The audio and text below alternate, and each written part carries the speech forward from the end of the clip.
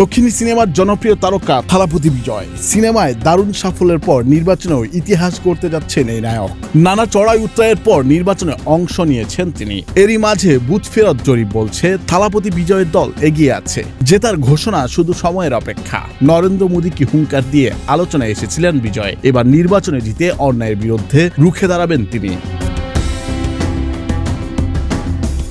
তামিলনাড়ুর বিধানসভা নির্বাচন শেষ হতে এখন নজর সবার বুথ ফেরত জরিপে। আর সেই জরিপেই সবচেয়ে বড় চমক হয়ে উঠছেন দক্ষিণী সিনেমার জনপ্রিয় তারকা থালাপতি বিজয়। রাজনীতিতে প্রথমবার অংশ নিয়েই সম্ভাব্য বড় সাফল্যের আভাস দিচ্ছেন তিনি। ভোটের বন্যায় ভাসলেন থালাপতি বিজয়। বলা যায় প্রথম নির্বাচনে বাজিমাত করলেন তিনি।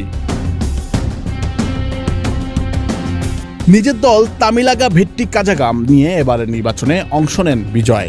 আপনি আর একা নন, ইউনিভার্সাল কার্ডিয়াক হসপিটাল আপনার হৃদয়ের আরো কাছে।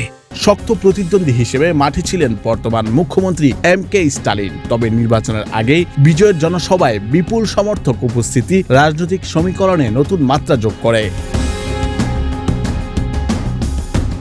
বিভিন্ন সংস্থার বুথ ফেরত জরিপ বলছে প্রথমবার ভোটে অংশ নিয়ে বিজয়ের দল পেতে পারে প্রায় 98 থেকে 120টি আসন। তার মার্কায় রীতিমতো ভোটের বন্যা বয়ে গেছে। এই পূর্বাভাস বাস্তব হলে তামিলনাড়ুর রাজনীতিতে বড় পরিবর্তন আসতে পারে বলে মনে করছেন বিশ্লেষকরা।